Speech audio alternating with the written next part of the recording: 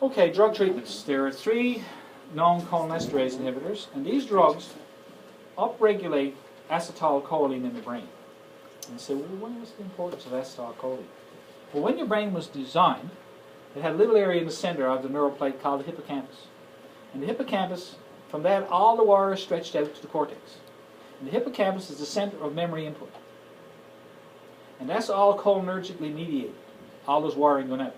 Then when you get up to the cortex of the brain, from the brain stem, because the hippocampus is right pretty well in the center of the head, when you get into the gray matter, the cortex, this is the hard wire, the hard drive of the brain. So you get the sensory cortex, the motor cortex, the front, which is emotional, you got memory, parietal lobe, visual spatial function, occipital lobe, visual cortex.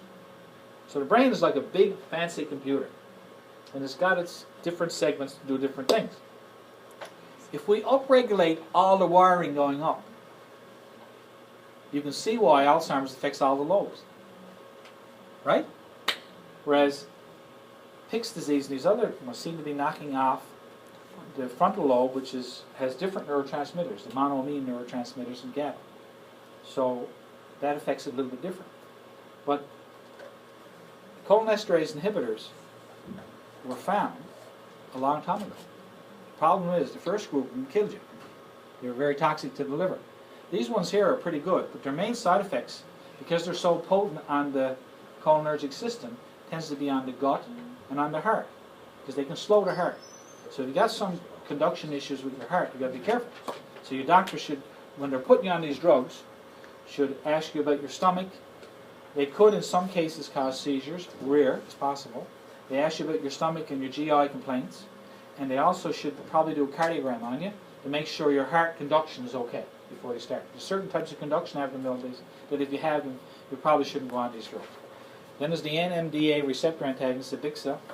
And this drug, in the research on this drug was done with Aricept. So this drug wasn't independently, but it got released, really interesting, in the US. But it does, it's approved for moderate to severe dementia. Aricept, Exelon, and Remel are approved for all the stages of dementia, mild, moderate, severe. Aricept has technically the research thing for all 3.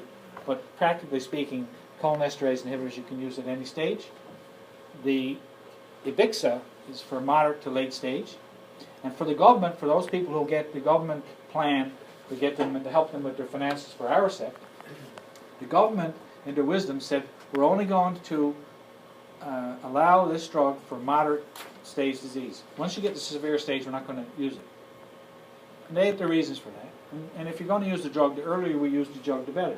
So we use it for stage 4 and 5. Remember I said Dr. Reisberg? He was the guy who had this staging system. Well, the stages there is 1 to 7. Stages 1, 2, and 3 are mild. 4 and 5 are moderate. 6 and 7 are severe. And all you got to remember is that when the person with assistance can't get dressed, they've moved into the severe stage. So the government says when you require assistance and you can't, I ask you, I'm going to help you get dressed now. Give me your arm, and you don't even know what I'm talking about when I say to give you your arm. You can't help me help you get dressed, then you are at stage 6. So the government says we're not going to support that. Because most of those people are going to be in institutional care if you follow the way of thinking we're going today in our society. But I would even challenge that.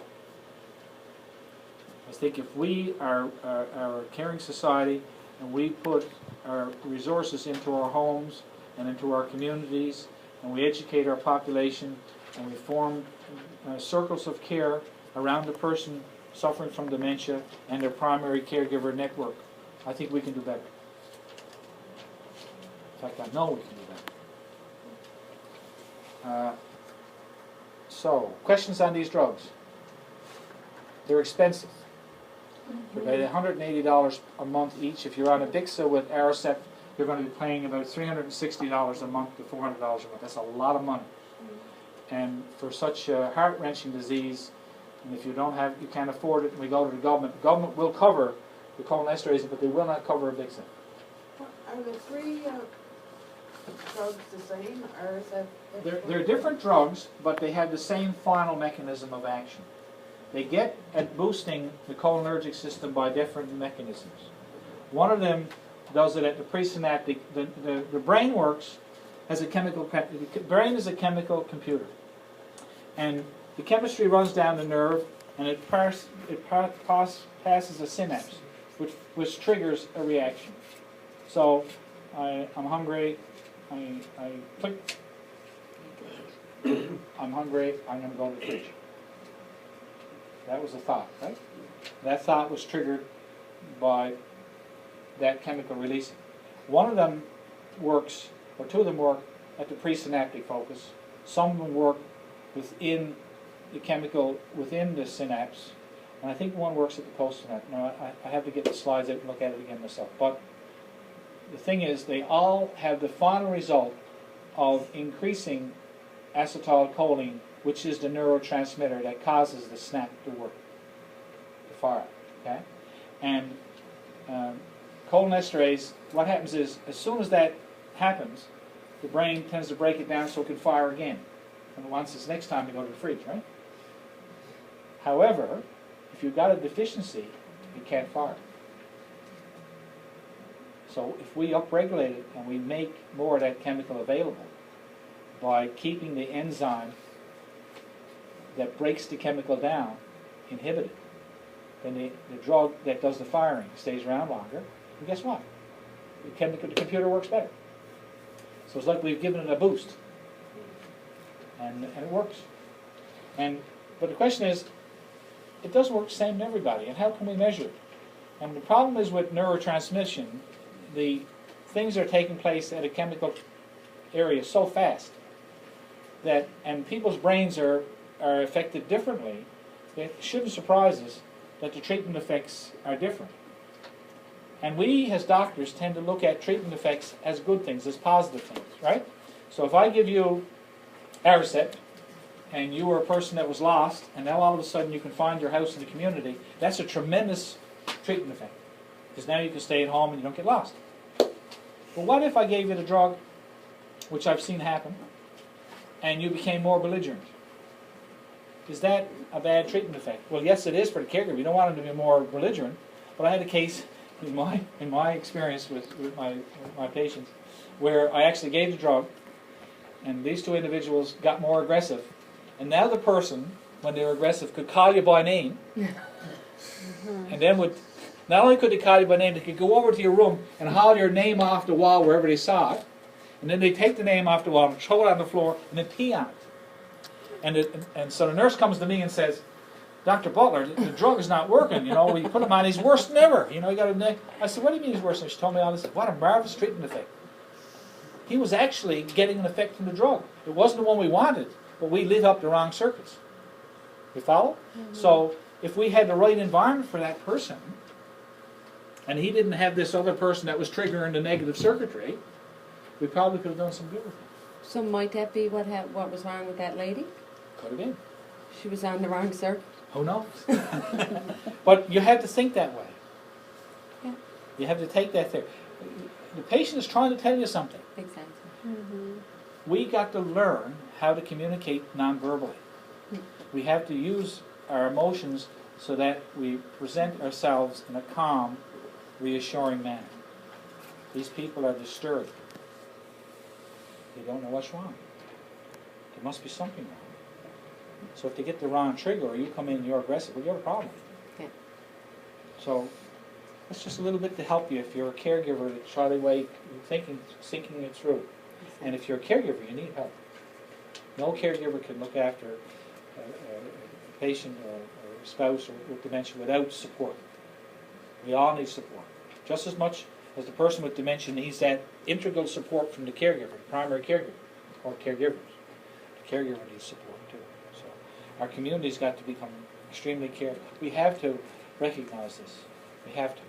The number that, just to give you an idea of how big this number is, by 2050, Alzheimer's International said there will be 2 billion people over 65 on the planet. So by 2050, which is not too long from now, there will be 2 billion people on the planet over 65. And of those 2 billion, they estimate 100 million will have dementia. And they estimate 200 million will be treating at home these people with dementia because there's no other community resource. So of the 2 billion people on the planet with over 65, 300 million, or 15% of those, one in every 8 almost, will be spending all their time looking after dementia. So if you're over 65, isn't that amazing? That's like there's nothing touches that in any other illness. Nothing touches it, right? And we know today, just to get you how big this problem is, in St. John's, 90% of our people are in nursing homes have dementia. It's huge. Remaining abilities, emotional awareness, feelings, primary motor abilities, ability to use senses, long-term memory, music appreciation, sense of humor. Those things don't go.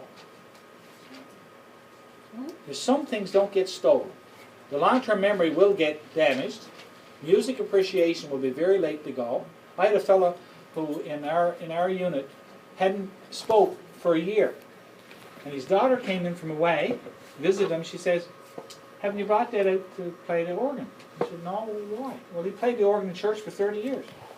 Brought him out to the piano, put him in front of the piano. That's not right. Put him in front of the organ. He started playing and singing. And he did what the old people used to do. They'd play one hymn and then they'd sing one and they'd go into the next hymn. And he did it so much that we had to take the piano out of the room because he did it 24/7. When he saw the piano, he went in and nobody in the building could sleep. But we opened up the circuitry. Yeah. Humor, sense of humor, your primary senses. If you were a humorous person, if you were a calm person, those primary things will stay with you. The disease won't steal that from you. Okay? Approach to care. Learn about the facilities that are in your community. Focus on the abilities. Remember I said focus on the good things and distract from the bad things. Consider your family members and your own. Personality. What type of person are you? Because you might have to modify your personality to meet your spouse's needs. Life experiences. Share your life experiences. That's distraction. Also, you learn from life experiences, especially with the Alzheimer's Society. You can teach each other how to deal with various behaviors. Because you might have a particular way you deal with it that nobody else knew about and is really good. So share it. Support systems. Yeah, what are the people that I can lean on when I need to lean on? When I'm up all night and I got no support, who can I lean on? Ways of coping. How do I cope when I'm down in myself? How do I cope? That's important to know yourself and then to be able to realize how do I bring the supports in to help me out with that. Your approach can help to enhance quality of life for you and the person with dementia. And that's very, very important.